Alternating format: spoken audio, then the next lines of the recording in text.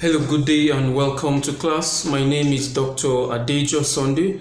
I will be teaching you contemporary issues in global politics. Of course, I don't think I'm the only lecturer handling this course, but be that as it may, fasten your seatbelt and we're going to have a ride, as far as this course is concerned. It's a very interesting course, and I'm sure that at the end of the day, we'll all find it really interesting.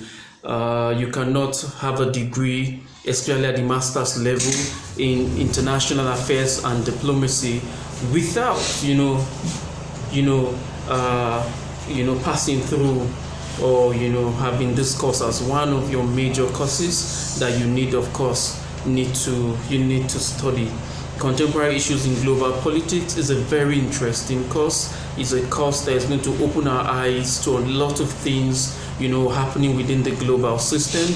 It will help us to understand issues, bordering around, state relations, issues bordering around, war, insurgency, terrorism, international organizations, and of course a whole lot of issues, as far as international relations as a course is concerned.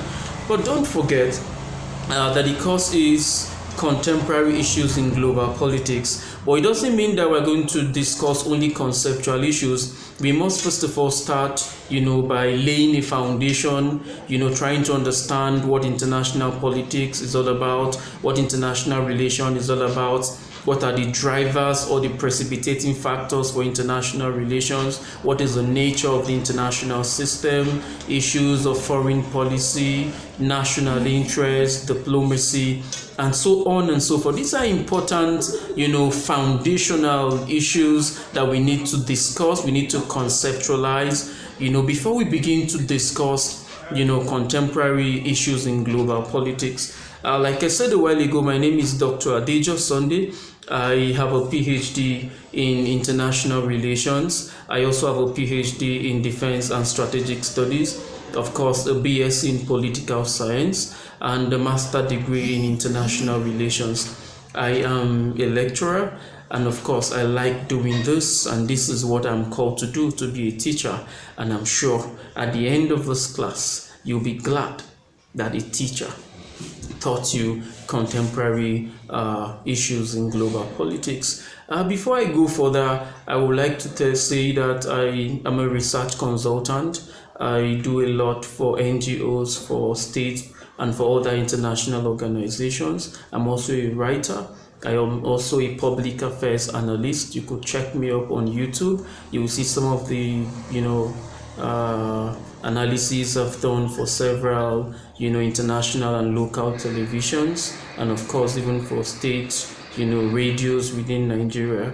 And you can also see some of my publications online if you have interest in, in international relations and of course security studies.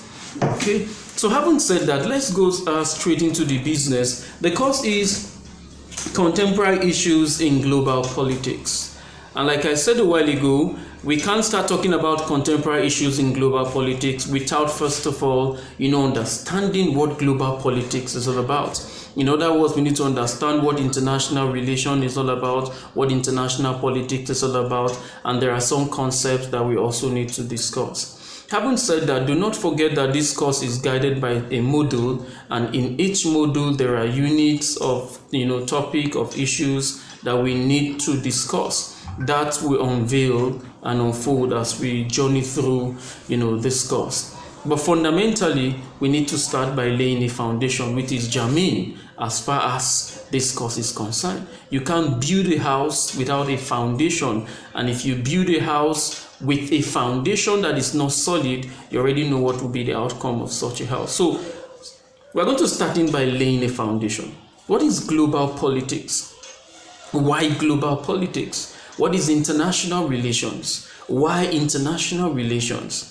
Is it not possible for states to refuse to interact with other countries? Why do states necessarily need, to interact with other countries? Okay, it is important that we understand that the nature of the international system is such that there is no country that can survive in isolation. there is no state. Even the United States of America cannot survive in isolation. There is no country that can stand on its own economically, politically, and otherwise as far as the international system is concerned. And the reason is because nature has done it in such a way that there is no state that has all it needs to survive. Natural resources are, unevenly distributed. Some countries are blessed with, for instance, the crude oil. Other countries are blessed with gold. Some are blessed with agricultural resources and all of that. But we all need this to survive. And so it becomes the foundation upon which international relation is initiated, right? You cannot survive in isolation. There is no state that is a state of autarky. Just as human beings cannot survive in isolation, of course, because man is a social being, so also states cannot survive in isolation. Man must relate with fellow man. State also must relate with fellow state. So you see states exhibiting the behavior, of individuals, of human beings. And of course, like I said, you cannot survive alone because you are not a state of autarky. In other words, there is no state that is economically self-sufficient or economically self-reliant. Hence, international relations become inevitable. International relation as a concept or as a field of study, some persons see it as a branch of political science, which actually that's what it is a branch of political science. And in political science, there is no concept that has a universal definition. Political science is a social science. It's not like pure sciences, where, for instance, if I ask you what is respiration, you will say respiration is the taking in of oxygen and the bringing out of carbon dioxide. Or what is osmosis? For instance, we say osmosis is the movement of water molecule from the region of higher concentration to the region of lower concentration. These definitions are universal. But in political science, in social sciences, in international relations, there is no single concept that has a universally acceptable definition.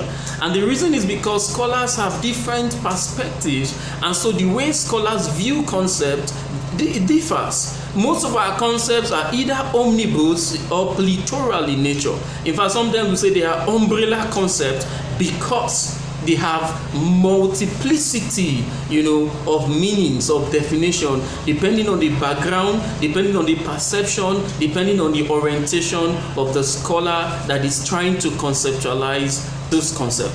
It is important to know, I know a lot of you watching this video don't have background in political science or international relations.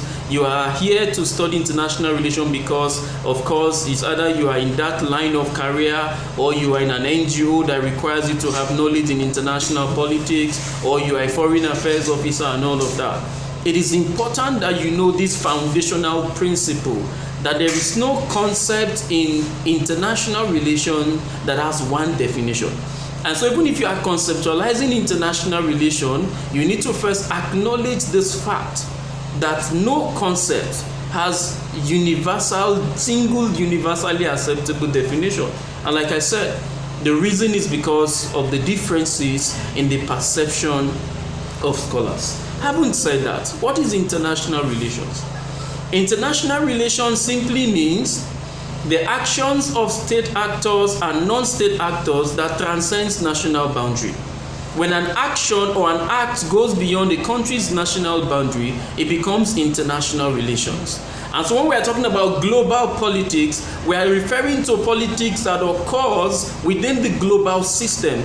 Politics that is as a result of the interplay or intercourse between different countries within the international system. That becomes global politics, right? We have national politics. Such politics is within our territory as a country. But when we extend it beyond our country to the shores of other countries, it becomes international politics, or if you like, international relations. But very important is the fact that if you are conceptualizing international relation, you must bring in two basic components: state actors and non-state actors. All right, the actions of state actors and non-state actors that transcends national boundary. That's what international relation is all about. In fact, jokingly, one day I told my student in class that if a flight travels from Nigeria to Cameroon, international relation has taken place. What do you think about that? Well, you can share your thoughts in class, right? International relations simply means the actions of state actors and non-state actors that transcends national boundary. International politics or global politics has to do with the actions of state actors that transcends national boundary. I want to state at this point that there have been arguments among scholars as to the differences between international relations and international politics. Sometimes these concepts are used interchangeably. Some persons think or feel that international relation is the same as international politics. Some scholars are of the opinion that they are not the same. Okay? And so let's look at this perception. So some scholars, international relation is the business of both state actors and non-state actors, while international politics is strictly the business of state actors. In other words, if Buhari travels from Nigeria to Ghana to see the Ghanaian president, what is happening is international politics. In other words as well, international politics is a branch of international relation that studies state relationship, that studies the relationship between a country and another country. In other words, international politics is smaller in scope, while international relation is larger. International relation is more holistic, it's more encompassing. If you like, international relation is the macrocosm that contains microcosm.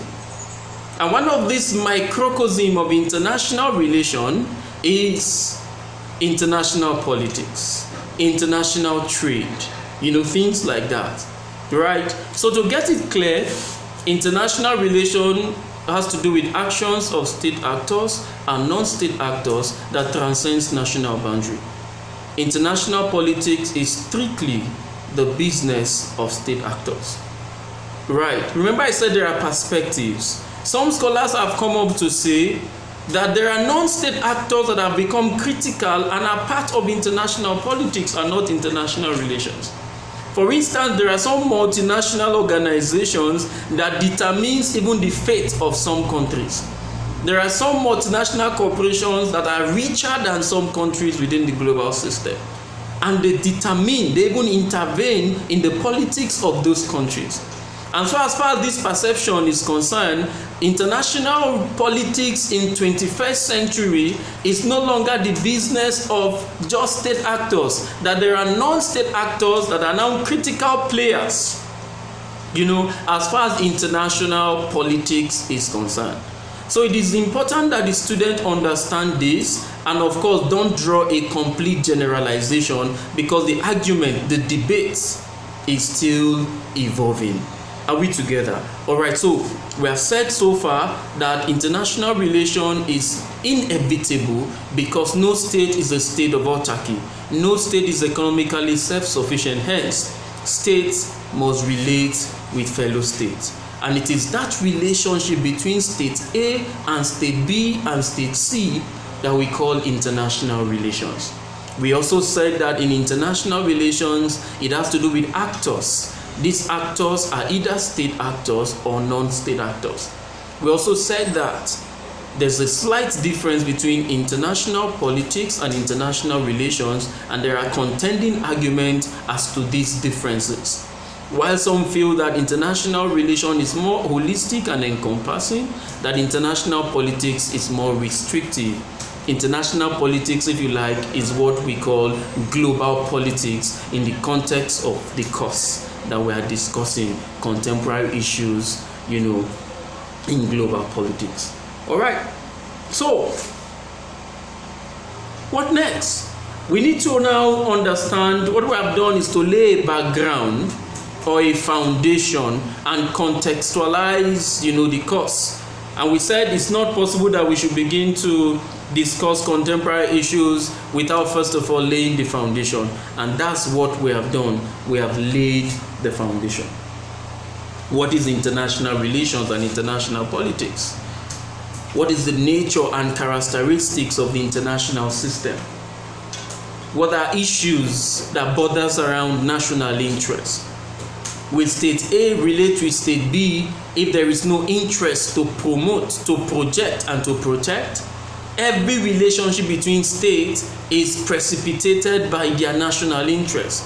No state is St. Vincent de Paul. No state is philanthropic. Every action of every state in the global system is driven by their interest.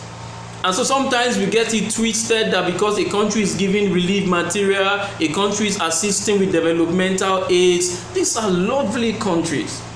Are they charity organizations? They are not. There's an interest that they want to achieve. And so more importantly, it's important that every student understands that international politics is such that the actions or inactions of states is motivated by their national interests. And that is very key, and that's very important. And so we begin to look at the behavior of a state. Look at, for instance, the behavior of Russia in the crisis between Russia and Ukraine. Russia has something to achieve. Look at the behavior of Nigeria, that sometimes, regardless of the poverty that has perverted our country, we still give relief material and assist other neighboring countries in Africa. And we say Africa is the centerpiece of Nigeria's foreign policy. Why are we doing that? There's an interest that Nigeria intends to achieve. We have so many development aids in Nigeria. UNDP, USAID, USAID, DFID, all manner of NGOs in Nigeria. Do you think they don't have interest? Then you are getting it wrong. And so as students of international affairs and diplomacy, we must understand and appreciate the fact that every action or inaction of states to another state is motivated by an interest that they want to achieve. And that is very, very key. Right. In the module 1 for this course, we are supposed to look at basic concepts and approaches in the study of international relations. Basic concepts and approaches in the study of international relations. One of those concepts, of course, is the concept of international relation. Another concept is the concept of power. Another concept is the concept of multilateralism, unilateralism, bipolarity, unipolarity, foreign policy. These are all basic concepts. For every field of study, they have their own concepts. I can differentiate a scholar of international relations and a scholar of accounting when I listen to them, because I will see them, discharging those concepts. You are a student of international relations, and in your conversation, you are not using the right diction, you are not using the right literature, then you are likely a half-baked scholar of international relations. Every field of study has its concepts. In biology, they have their concepts. In physics, in engineering, in sociology, in computer science, so also in international relations, there are basic concepts that we need to understand, we need to study, and so this will help in our day-to-day conversation. This will also help in our understanding of what international relations or global politics, is all about. Right. Okay, so we're going to take a look at some of those concepts.